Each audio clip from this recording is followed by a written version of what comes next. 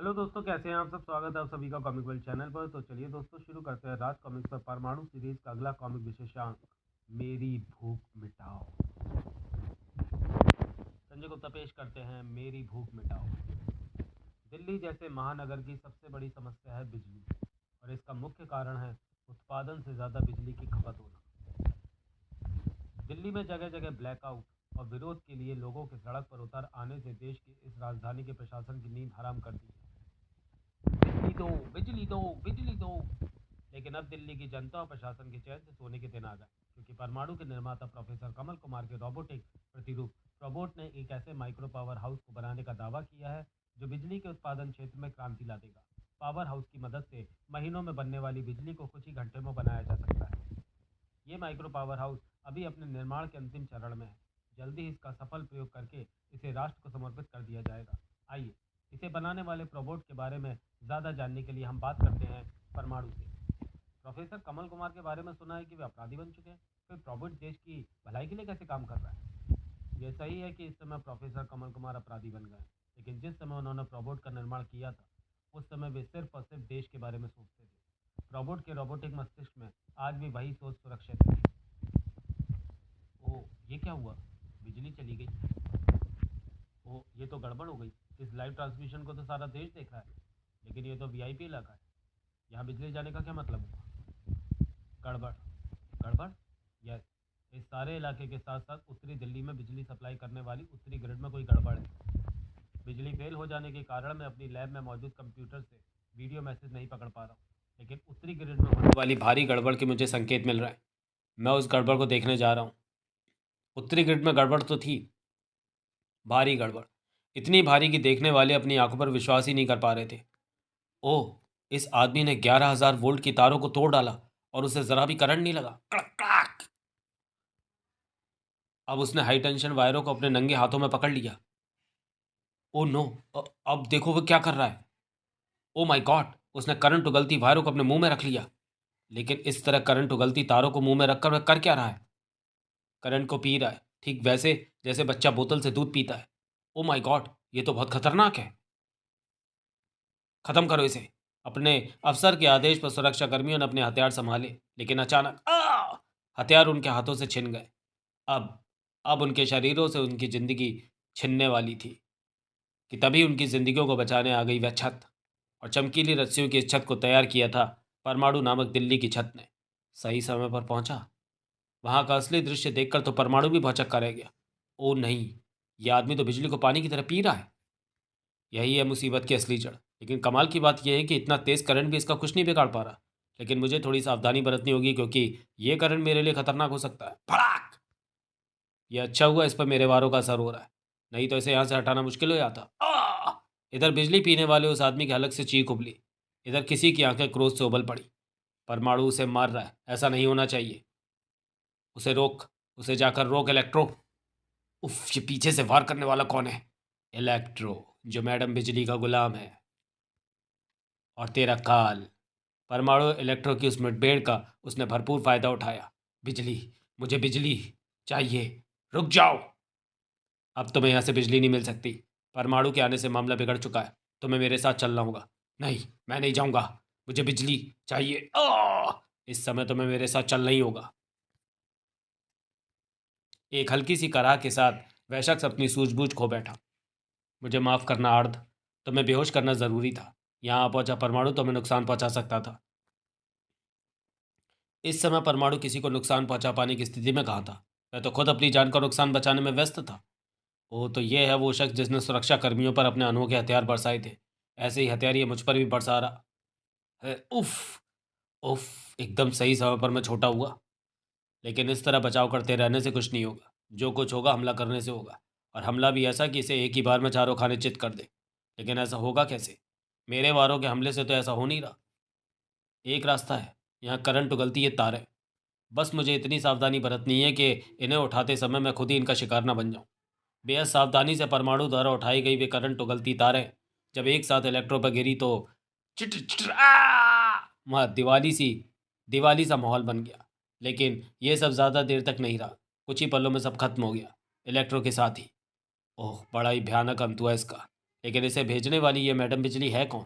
और उसका उस शख्स से क्या संबंध है जो हाई टेंशन वायरों में दौड़ती बिजली को पी रहा था? और फिर उस शख्स के बिजली पीने का क्या चक्कर था? तुम नहीं समझोगी। मेरे लिए बिजली का महत्व क्या है तुम नहीं समझोगी। मैं बताता हूँ तुम्हें कि अगर मुझे बिजली नहीं मिलती तो क्या होता है मेरे साथ। मेरे हाथ पांव कांपने लगते हैं, मेरा सिर फटने लगता है, मेरे शरीर में चींटियां रेंगने लगती हैं, मैं मरने लगता हूँ। ऐसा मत बोलो, ऐसा मत बोलो। बोलूँगा, कैसे ना बोलूँ। ये सब बोलना मेरी मजबूरी है। मुझे बिजली चाहिए लहर। अगर मुझे बिजली नहीं मिली तो मैं मर जाऊँगा। मैं मर जाऊँगा लहर, मैं मर जाऊँगा। ऐसा नहीं होगा, मैं कह रही हूँ ना, ऐसा नहीं होगा। विश्वास करो मेरा। क्या तुम्हें अपनी लहर पर विश्वास नहीं रहा अर्थ? है ना? है ना तुम्हें अपनी लहर पर विश्वास? शाबाश, शाबाश। ओफो, आर्थ को मैंने विश्वास तो दिला दिया, लेकिन क्या मैं ऐसा कर पाऊंगी? क्या मैं इतनी बिजली उपलब्ध करा पाऊंगी जो आर्थ की प्यास बुझा सके? और वो भी परमाणु के होते? कैसे होगा ऐसा? ओ ये क्या? टाइम्स। दिल्ली को बिजली की कमी नहीं होगी। माइक्रो पावर हाउस के कारण बिजली का उत्पादन कई सौ गुना बढ़ेगा। ये माइक्रो पावर हाउस मेरी समस्या हल करेगा। मुझे ये चाहिए, हर हाल में चाहिए। अब मैं श्रीमान गृह मंत्री से निवेदन करूंगा कि वे स्वयं खड़े होकर बिजली क्षेत्र में क्रांति लाने वाले माइक्रो पावर हाउस को ग्रहण करें। आओ! ये पावर हाउस किसी के भी हाथों में नहीं आएगा, क्योंकि उसे लेने के लिए यहाँ खुद आया हुआ है करंटो। ओ! करंटो के रूप को देखकर सभी की सिट्टी पिट्टी गुम हो गई, इंस्पेक्टर विनय को छोड़कर। देख क्या रहो, हमला करो इस पर। करंटो के सामने गोलियों की कोई औकात नहीं, और ना तुम जैसे चूहों की कोई औकात है। ओ ये तो बहुत ज़्यादा पावरफुल है। इसे रोकना होगा, और ये काम इंस्पेक्टर विनय के वश का नहीं है। मुझे परमाणु बनकर लौटना होगा। इंस्पेक्टर विनय को परमाणु बनकर लौटने में थोड़ी देर लगनी थी, पर इतनी देर में तो बहुत देर हो जानी थी। हट जाओ रास्ते से। अब ये पावर हाउस सिर्फ करंटों का है। हो गया ना, ये सिर्फ करंटों का? कैसे हो गया? कहाँ हो गया? परमाणु के होते? ओह, तो तेरे होते ये मेरा नहीं हो सकता। ठीक है, पहले तेरे ही नामो निशान मिटाता हूँ। मुझे तो नहीं लगता कि तू ऐसा कर पाएगा। कर पाऊंगा, ये तुझे अभी पता चल जाएगा। उफ! परमाणु रस्सियों की मदद से वो मुझ तक अपना करंट पहुंचाने में सफल हो गया है। मुझे अपने आप को इस करंट से बचाना होगा। अरे कहाँ गया? जब तक तू यहाँ है तब तक मुझे कहाँ जाना है? तुझे अपने साथ ही लेकर जाऊँगा यहाँ से। इस जन्म में नहीं, हाँ अगले जन्म में तू ऐसा ज़रूर कर पाएगा। लेकिन तू अगला जन्म तभी लेगा ना जब तेरा ये जन्म खत्म होगा। तेरे जैसे तो 7 जन्म तक भी परमाणु को ख़त्म नहीं कर सकते, और ये बात तुझे जल्दी पता चल जाएगी। मुझे कुछ पता चले या ना चले, मगर इतना ज़रूर पता चल गया है कि तू इतना सिर्फ अपनी इस बेल्ट के बल पर बोल रहा है, लेकिन अब नहीं बोलेगा। ओह! ये मेरी बेल्ट को क्या हुआ? कुछ नहीं हुआ, इसे मेरी इलेक्ट्रिक फील्ड ने घेर लिया है, और जिस चीज़ को मेरी इलेक्ट्रिक फील्ड घेर लेती है वह एकदम बेकार हो जाती है। और तुझे मैं बेकार करूंगा अपनी बाहों के घेरे में घेर कर। करंटों के शिकंजे ने जैसे ही परमाणु को अपने शिकंजे में फंसाया, वैसे ही परमाणु का सारा शरीर झंझना उठा। उफ! अगले ही क्षण परमाणु के अलग से चीखें उबल पड़ी। करंटों के शरीर में दौड़ता विद्युत प्रभाव मेरे शरीर में प्रवेश कर रहा है। हालांकि एस्बेस्टस की पोशाक होने के कारण करंट पूरी तरह मेरे शरीर तक नहीं पहुंच पा रहा है, लेकिन अगर मैंने इससे बचने के लिए जल्दी कुछ नहीं किया तो ना मेरा दिल जिंदा बचेगा ना दिमाग। और इससे बचने का एक ही तरीका है, अपनी बेल्ट को इसकी इलेक्ट्रिक फील्ड से आज़ाद करवाना। लेकिन ऐसा हो कैसे? इसने मुझे अपने जिस शिकंजे में जकड़ रखा है उससे निकलने का फ़िलहाल मेरे पास कोई रास्ता नहीं है, और जिसके पास कोई रास्ता नहीं होता वह हर हाल में मरता है। क्या मैं भी मर रहा हूँ? शायद नहीं। मेरे पास एक रास्ता है, और उसके लिए मुझे चाहिए थोड़ी सी परमाणु रस्सी। हालांकि बेल्ट के निष्क्रिय होने के कारण परमाणु रस्सी का निकलना थोड़ा मुश्किल है, लेकिन फिर भी मेरे ब्रेसलेट से निकलते समय इतनी परमाणु रस्सी तो ब्रेसलेट पर अटकी ही रह जाती होगी कि मेरा काम बन सके। बन गया। बहुत छोटी है ये परमाणु रस्सी, लेकिन मेरा काम कर देगी। मेरा काम है इस परमाणु रस्सी की मदद से ज़मीन तक एक ऐसा अर्थ बनाना जो मेरी बेल्ट से लिपटी इलेक्ट्रिक फील्ड को ज़मीन तक पहुंचा दे, और उस फील्ड को मेरी बेल्ट से हटाकर ज़मीन में दफन कर दे। हो गई। अब ये मुझे अपने शिकंजे में जकड़े नहीं रह सकता, क्योंकि मैं अपनी बेल्ट का स्विच दबाते ही हो जाऊंगा ट्रांसमिट। ट्रांसमिट हुआ परमाणु करंटो नाम की उस समस्या के हल के साथ रिफॉर्म हुआ। करंटो मुझे अपने करंट के शौक इसलिए दे पा रहा है क्योंकि इसके पैर ज़मीन पर टिके हुए हैं, यानी ज़मीन से इसे जो अर्थ मिल रहा है उसने इसे शक्तिशाली बना दिया है।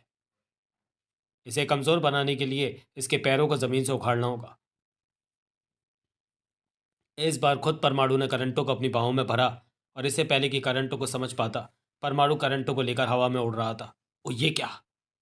ज़मीन पर लड़ने का कुछ मज़ा नहीं आ रहा था, इसलिए मैं तुझे यहाँ आकाश में ले आया। और ऐसा मैंने इसलिए किया क्योंकि एक तो खुली हवा में लड़ने में बहुत आनंद आता है, और दूसरा ताज़ी हवा मिलती रहती है। अरे, अर्थ ना मिल पाने के कारण यहाँ तो तेरे वार काम ही नहीं कर रहे। कोई बात नहीं, मैं हूं ना वार करने के लिए।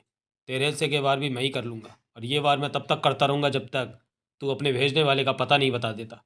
ऐसा नहीं होगा, क्योंकि मैडम बिजली ने ऐसी स्थिति से बचने का भी साधन मुझे दिया हुआ है, इस इमरजेंसी शॉक के रूप में, जिसके लिए किसी अर्थ की ज़रूरत नहीं होती। और जब ये शॉक लगता है तो आदमी अपनी सुध बुध खो देता है। शॉक ज़बरदस्त था।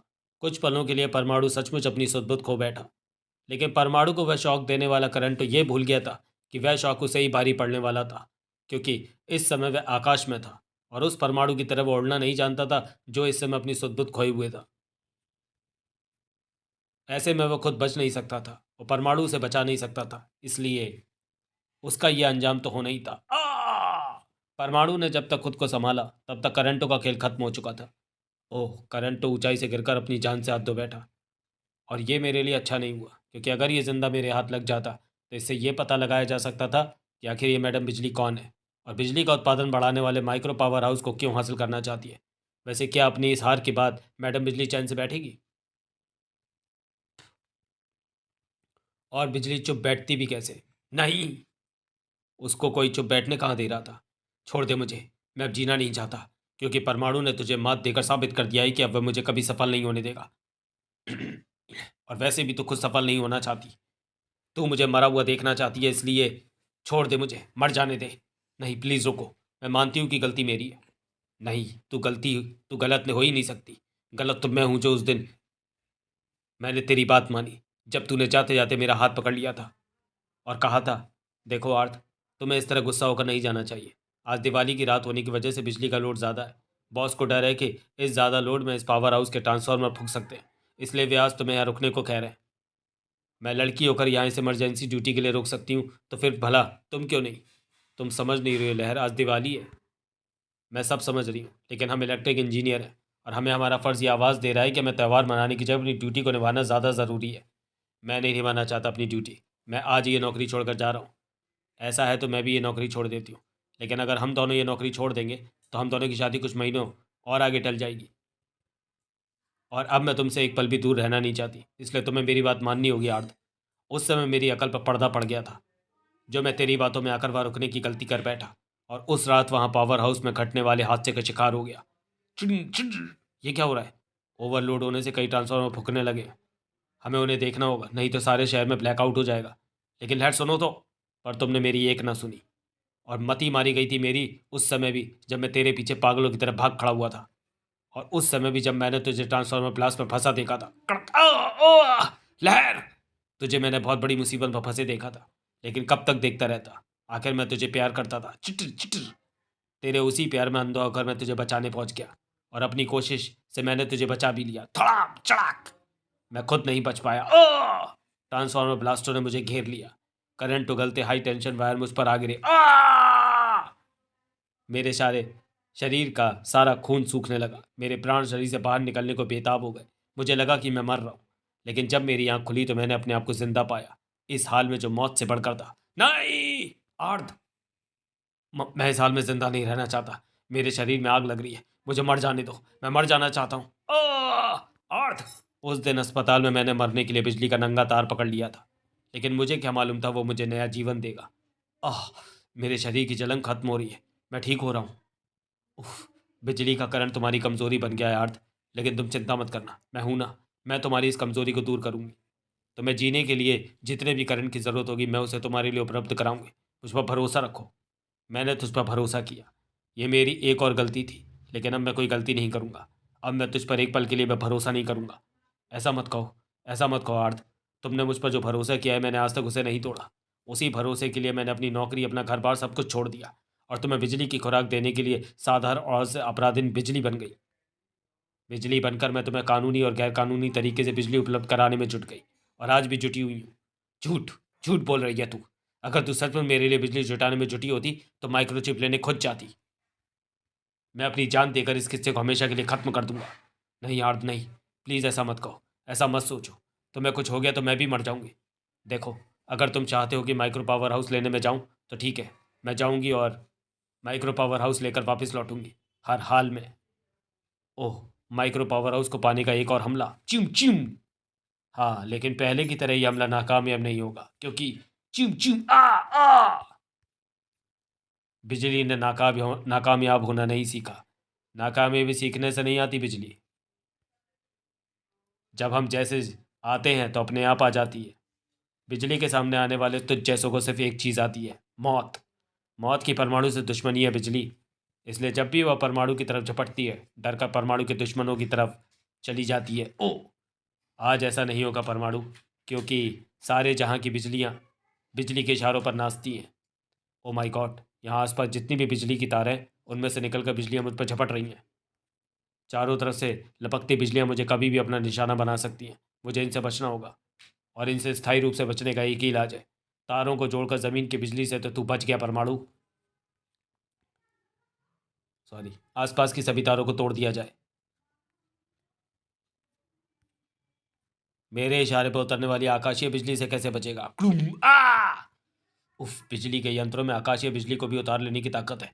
इनसे बचना बहुत मुश्किल है। कड़ाक! मुझे तुरंत ही ट्रांसमिट होना होगा। कड़ाक! ट्रांसमिट होकर और भी ज़्यादा मुसीबत बुला ली परमाणु ने। मैं जानती थी कि तू ट्रांसमिट होकर बचेगा, इसलिए मैंने अपने इन तरंगों का इंतज़ाम किया हुआ है, जो हवा में मौजूद धूल के कणों को आवेशित करके उनमें करंट पैदा कर सकती है। और ये करंट तेरे शरीर के कणों को इतना नुकसान पहुंचाएगा कि तू जल्दी से रिफॉर्म नहीं हो पाएगा। ओह! रिफॉर्म होते परमाणु को करंट आवेशित कणों ने फिर से बिखेर दिया। अब बिजली को माइक्रो पावर हाउस हासिल करके वहां से जाने से कौन रोक सकता था? जल्दी देखो आर्थ, देखो, मैंने ये पावर हाउस हासिल कर लिया। अब इसकी वजह से मैं इतनी ज़्यादा बिजली बना लूँगी कि मरते दम तक हम दोनों जुदा नहीं होंगे। इधर मैं कहाँ हूँ? अस्पताल में। अगर एन वक्त पर रोबोट ने तुम्हारे शरीर के कणों को लैब में खींचकर उन्हें करंट बुक करके तुम्हें रिफॉर्म न किया होता, तो बिजली तुम्हारे अस्तित्व को खत्म करने में कामयाब हो गई थी। तुम्हारे शरीर के कणों पर करंट अटैक के कारण तुम्हारी हालत सीरियस हो गई थी, इसलिए तुम्हें यहाँ अस्पताल में लाया गया है। यहाँ अच्छी खबर यह है कि तुम्हारी हालत में सुधार है, और बुरी खबर यह है कि बिजली माइक्रो पावर हाउस ले जाने में सफल हो गई है। दोनों अच्छी खबरें हैं। बिजली पावर हाउस नहीं, बल्कि उसकी डमी ले जाने में सफल हुई है। असली पावर हाउस चिप को तो मैंने पहले ही उस डमी से रिप्लेस कर चुका था।